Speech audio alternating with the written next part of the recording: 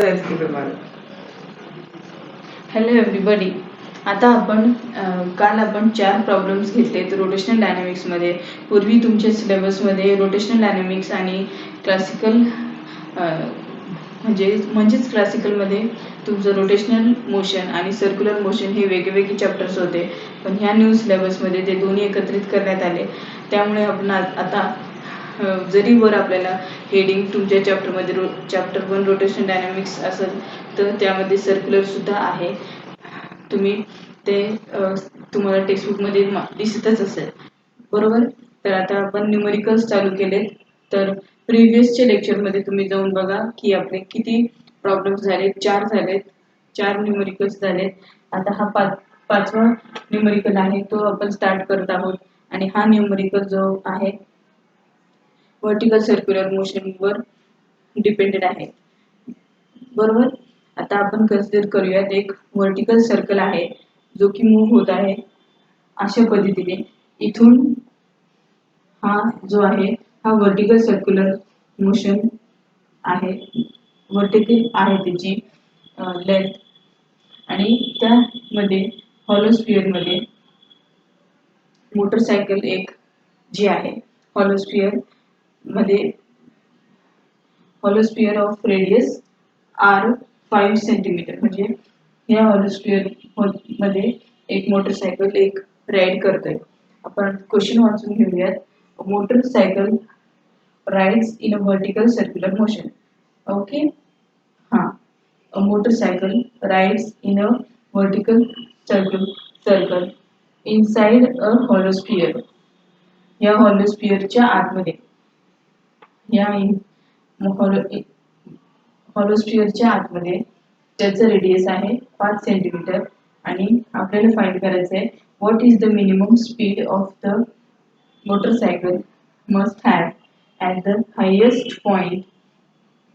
म्हणजे ह्या पॉइंटला काय आहे असेल. आता त्या स्फिअर मध्ये एक व्हेकल आहे जे की राईड करते. आणि वर आपण जे आहोत राईड करत आहोत ते व्हर्टिकल सर्कल आहे, बरोबर. तर हायेस्ट पॉइंटला काय मिनिमम स्पीड असेल जेणेकरून आपण असं राईड करू शकू की आपण आपला कॉन्टॅक्ट जो आहे रोडशी तुटला नाही पाहिजे, अशी कोणती स्पीड आहे ते आपल्याला फाइंड करायचं आहे. What is the minimum speed of the motorcycle must have at the highest point so that as not to lose the contact with the sphere. म्हणजे या स्फिअरशी कॉन्टॅक्ट आपला तुटला नाही पाहिजे. आपण जेव्हा हायेस्ट पॉइंटला जाऊ तेव्हा आपली मिनिमम स्पीड काय आहे ते आपल्याला फाइंड करायचे with the speed at the highest point, बरोबर. आणि जी ची व्हॅल्यू सगळ्यांना माहिती आहे, g is equal to 9.8 metre per second square, बरोबर. आणि हे आहे आर रेडियस आणि हे कॅपिटल आर आहे जे डाउनवर्ड फोर्स ऍक्ट होतोय. तर आपण capital R plus M G is equal to हा फोर्स लिहू शकतो, बरोबर. आणि M G is equal to, आता जर आपण एम जी इकडे घेतलंय आणि आर ची व्हॅल्यू जी आहे R is equal to mv square upon r. Okay. Then v is equal to v calculate करायचं आपल्याला. तर v is equal to under root of r into g. This m and this m get cancels and this will be remaining rg under root rg is equal to he r ची value आपल्याला radius मध्ये काय given आहे 5 centimetre into 9.8 तर माहितीच आहे आपल्याला. तर व्हेलॉसिटी काय आहे, minimum velocity 5 centimetre 5 metre per second. आता आपण पुढचा प्रॉब्लेम बघूयात. 6th वन हे झालेत आपले 5. आता आपल्याला 6वा बघायचा आहे.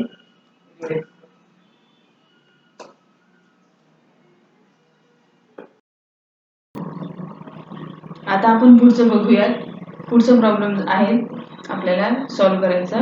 तर त्याचा प्रश्न आपण अगोदर वाचून घेऊयात की एक हॉरिझॉन्टल डिस्क ठेवलेली आहे आणि त्याच्या सेंटरला एक कॉइन ठेवलेला आहे आणि त्याचं डिस्टन्स जे आहे त्याचं डिस्टन्स काय आहे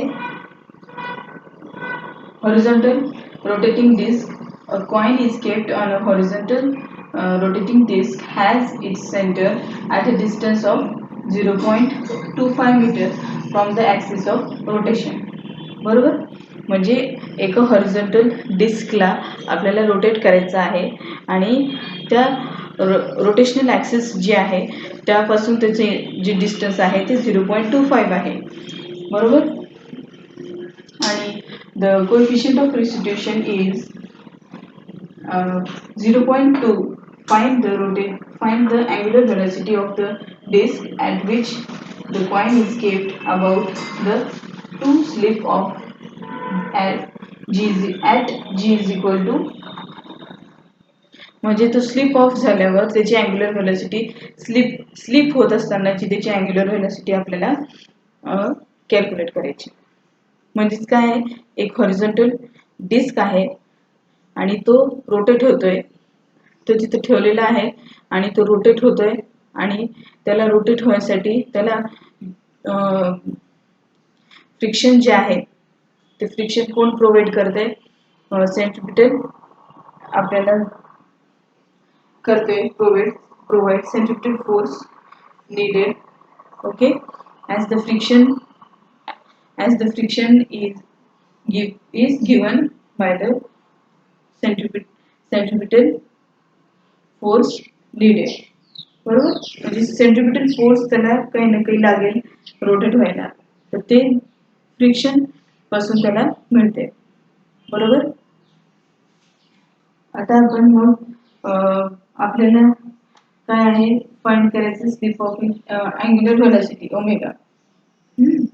तर omega is equal to slip of the coin, angular velocity of the disc at which the coin is about to slip off. मग F is equal to mu into R, capital R म्हणजे mg. मग R is equal to mg substitute केलं आणि मग G is equal to omega square is equal to mu G upon R आणि मग omega is equal to square इथे ह्याच्या under route इथे केल्यावर म्यूची व्हॅल्यू 0.25 आहे आपल्याला गिवन आहे. रोटेशन ॲक्सिस जे आहे जिथून आपण रोटेट करतोय हॉरिझॉन्टल ॲक्सिस असा आहे आणि कॉइन इथे ठेवलेला आहे त्याच्या रोटेशन ॲक्सिस पासून सेंटर पासून तर रोटेशनच्या ॲक्सिस पर्यंतची तर जे डिस्टन्स आहे ते 0.25 आहे म्हणजेच म्यू 0.25 म्यू आहे म्यू आहे कोएफिशिएंट ऑफ रेस्टिट्यूशन आणि रेडियस आहे 0.25 हे 0.25 रेडियस खाली डिनॉमिनेटरला आणि हे म्यू कोएफिशिएंट ऑफ रेस्टिट्यूशन 0.2 आहे इनटू जी ची व्हॅल्यू तर आपल्याला माहिती आहे 9.8. मग आपला आन्सर जी अँग्युलर व्हेलॉसिटी आलं 2.8 रेडियन पर सेकंड. आता फर्दर आपण बघूयात ते मागचा प्रॉब्लेम आपण आता घेतला होता तो हॉरिझॉन्टल डिस्कचा. त्यामध्ये एक पॉइंट सांगायचा राहिला तो म्हणजे सेंट्रिपिटल फोर्स फ्रिक्शन जो आहे तो आपल्याला जे सेंट्रिपिटल फोर्स आपल्याला पाहिजे रोटेट व्हायला ते कॉइन त्या डिस्क सोबत रोटेट व्हायसाठी जो फ्रिक्शनल फोर्स आपल्याला पाहिजे तो कोण प्रोव्हाइड करतो फ्रिक्शन. म्हणूनच तो कॉइन रोटेट होऊ शकतो. बरोबर.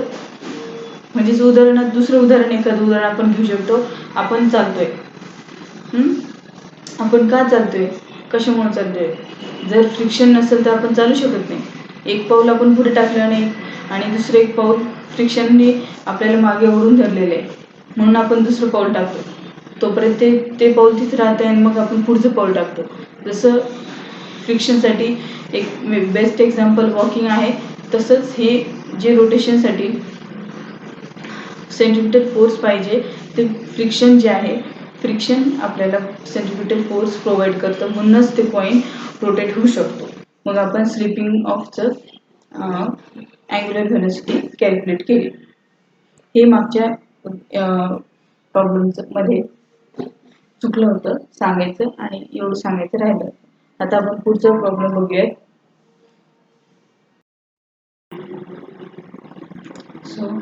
So further we will solve the next problem here.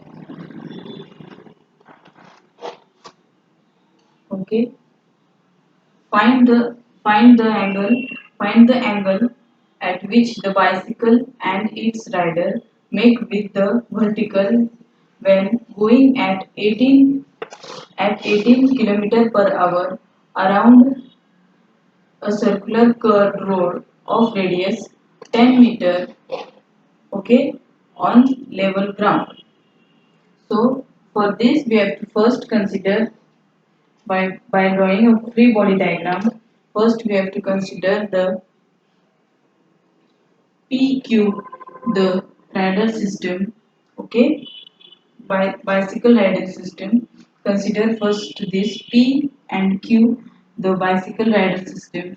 From this, what happens when, and this is the distance between the two, and this is the center of gravity, and this is the mg force down acted downwards. Okay, what happens then uh, when the bicycle is taking a round turn, when the bicycle is taking a round curve turn, what happens? The parallel F parallel, here friction F is created. Here this is the frictional force F is created by the backward direction to the bicycle. Okay. Then when the on the curved road, when it start going at a curved road, the frictional force is created and the parallel force to the frictional F is also created parallel to this F. Frictional force is parallel to this F. This is the frictional force and this F is uh, produced in the when it is moving on a curved path. This rider, then what is the vertical, going at a vertical, okay, it was going at a vertical at a 18 km per hour. Then after that, at a point P, here there is an angle theta. Two equal and opposite forces are acting here. How? Here this is the one force is acting downwards and this force is acting upwards. So two equal and opposite forces are acting on this. Then the two equal and opposite forces F at P is acted at the introduced at point G here, and the balance the clockwise couple due to force F. The clockwise couple due to force F is balanced by the anti-clockwise couple due to mg. Okay, and the unbalanced force F is acting towards the center, towards the center.